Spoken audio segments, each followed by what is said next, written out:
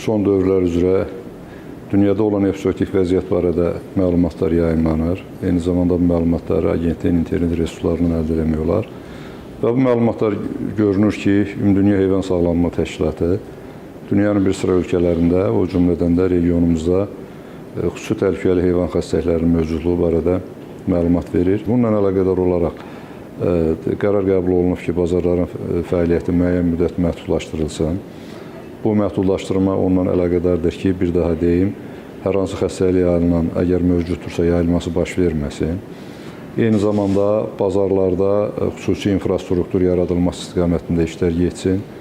Bazarlarda təmizlik, dezinfeksiya, tullantıların atılması, iş rejiminin yaradılması, heyvanların ayrı-ayrı qruplarda saxlanması üçün şəraitlər yaransın və təbii ki, bu hazırlıq işləri başa çatandan sonra bu məsələlərə yenidən baxılacaqdır.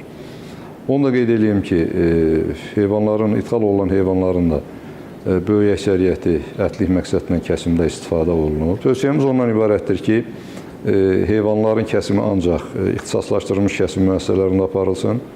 Çünki kəsim müəssisələrində heyvanlar baytar mütəxəssisləri nəzarətindən keçirilir. Heyvanda subklinik formada xəstəlik olsa da, o xəstəliyin ilkin əlaməti heç nə olmasa da bədən temperaturunun dəyişməsidir ki, bizim müfəttişlərimiz onu təyin edirlər.